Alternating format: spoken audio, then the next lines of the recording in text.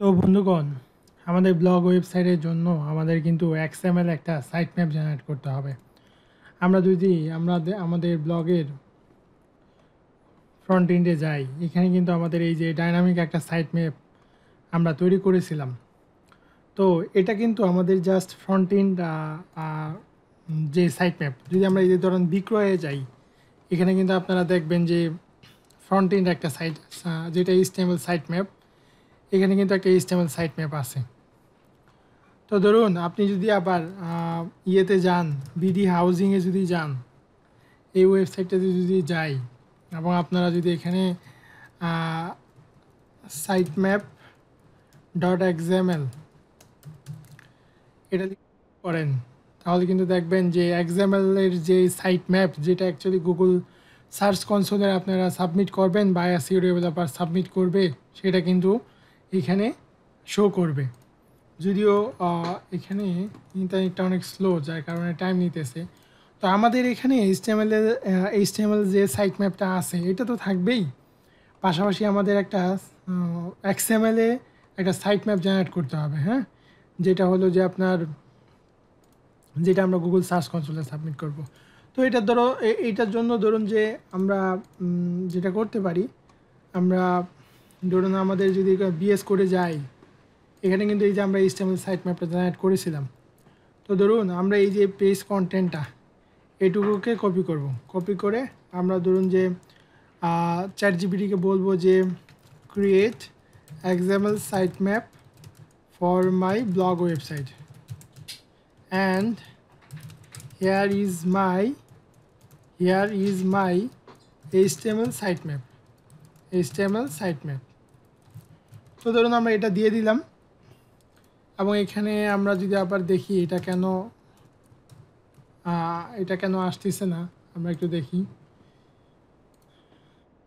তো আমাদের এখানে সাইট ম্যাপটা যেটা করবে, আপনারা জানেন যে সাইট ম্যাপে আমাদের পুরো এন্টায়ার প্রজেক্টে যতগুলো লিঙ্ক আছে, পেজ আছে, বা আমাদের রিলেটেড যে পেজগুলো আছে সেইগুলো আছে, এগুলো সবগুলো আনলিস্টেড থাকবে আমাদের সাইট ম্যাপে।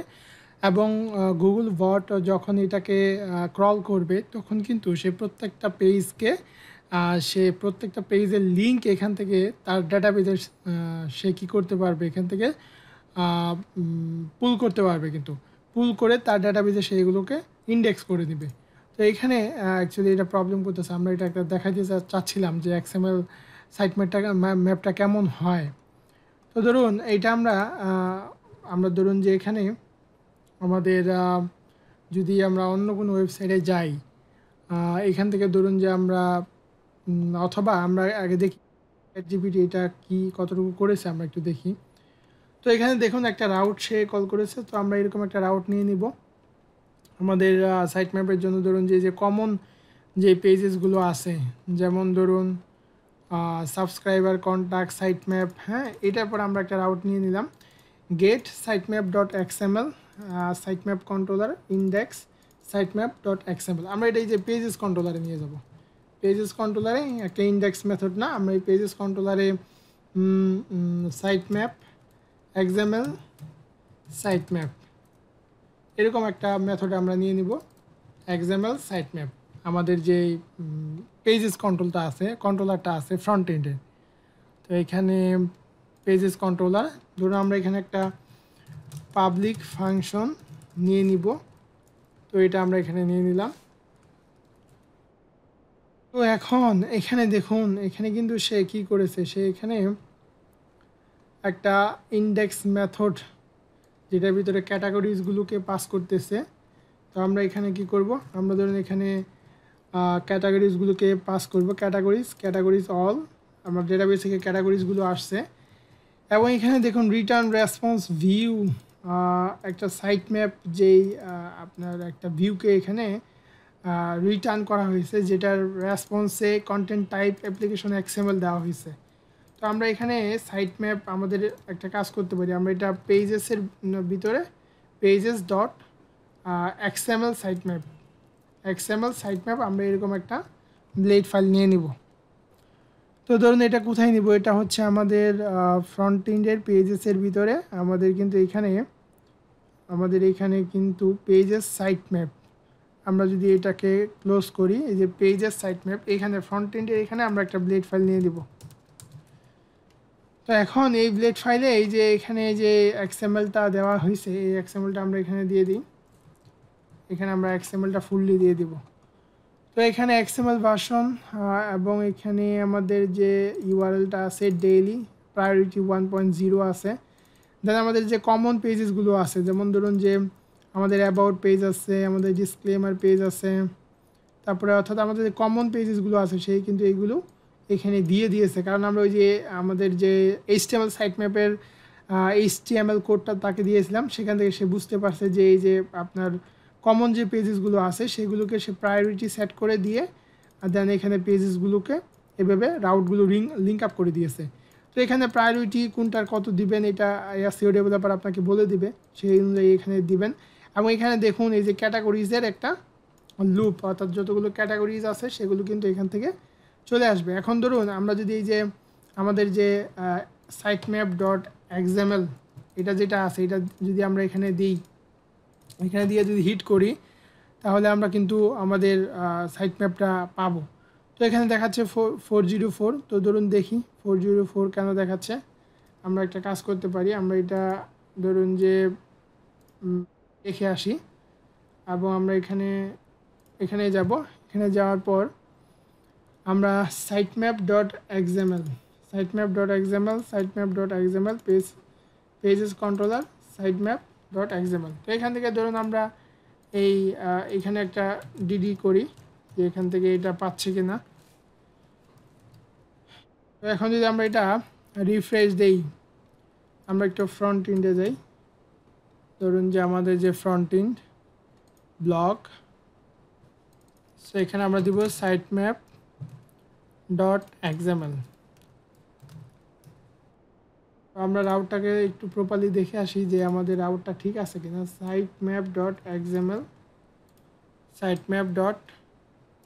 এক্সএমএল। তো এটা কিন্তু 404 দেখাচ্ছে, এটা পাচ্ছে না। আমরা একটু দেখি এখানে আমাদের যেই গেট প্যারামিটারে যে আমরা যেইটা সেট করেছি, রাউটটা সেট করেছি, ওকে ফাইন। ধরুন আমরা আমাদের যে এখানে যে ক্যাশটা আছে আমরা ক্যাশটা ক্লিয়ার করে নিই। Site XML site map dot blade dot PHP. আচ্ছা দেখি এখানে কোনো সমস্যা আছে কিনা, বাট আমাদের কন্ট্রোলার পর্যন্ত তো আসেনি। আমরা এখানে রাউটটা ক্লিয়ার করি, পিএইচপি আর্টিসান অপটিমাইজ। তো এখানে আমাদের ক্যাশটা ক্লিয়ার হয়ে যাবে এবং লেটেস্ট যে রাউটটা সেটাও আমরা এখান থেকে পাবো। এই যে দেখুন এখন কিন্তু কন্ট্রোলারে চলে আসছে। তো ধরুন আমরা কন্ট্রোলারে এটাকে একটা কাজ করি, এই যে ডিডিটাকে রিমুভ করি এবং সে এখানে দেখি এক্সএমএল ফাইলটা লুট করতে পারে কি না।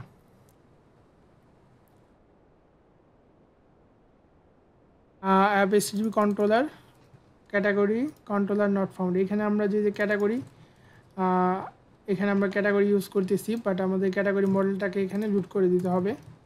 ক্যাটাগরি তো মডেলটাকে লুট করে দিলাম।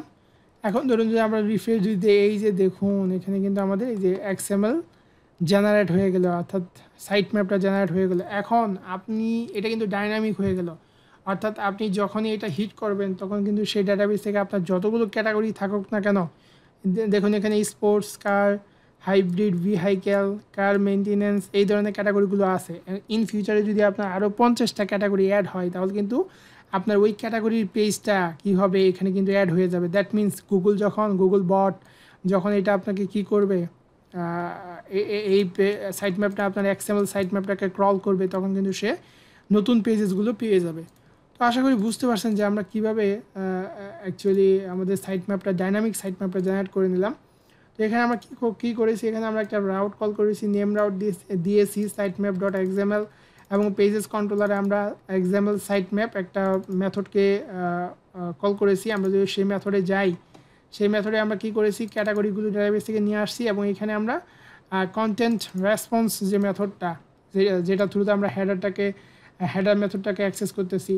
তো এইখানে আমরা এই যে হেডার যেই আমাদের কন্টেন্ট টাইপ যেটা আমরা এক্সএমএল ফাইল অ্যাপ্লিকেশন এক্সএমএল, সেটা এখান থেকে আমরা হেডার হিসাবে ডিফাইন করে দিচ্ছি এবং এখানে ভিউতে গিয়ে আমরা একটা ভিউ রিটার্ন করতেছি XML সাইট ম্যাপ এবং এখানে আমরা ক্যাটাগরিজটা পাস করে দিচ্ছি এবং আমাদের সাইট ম্যাপ যেটা আছে এটাতে আমরা আমাদের কমন পেজেসগুলো আমরা প্রথমে দিয়ে দিছি আমাদের সাইট ম্যাপে যে ফরম্যাটটা থাকে যে URL ট্যাগ দেন LOC দেন প্রায়োরিটি থাকে আমাদের দেন থাকে চেঞ্জ ফ্রিকোয়েন্সি যেটা থাকে তো এই ট্যাগগুলো দিয়ে আমরা কিন্তু ডাইনামিক সাইট ম্যাপটা জেনারেট করে নিয়েছি তো আশা করি আপনারা বুঝতে পারছেন পরবর্তী ভিডিওতে আমরা আমাদের যেই অ্যাডমিন প্যানেলের মেবি অথেন্টিকেশনটা আমরা শুরু করতে পারি আর বাদ বাকি আমাদের ফ্রন্ট এন্ডের সব কিছু হয়ে গেছে এখানে সাইট ম্যাপটা ডাইনামিক হয়ে গেল তো আশা করি আপনারা বুঝতে পারছেন থ্যাংক ইউ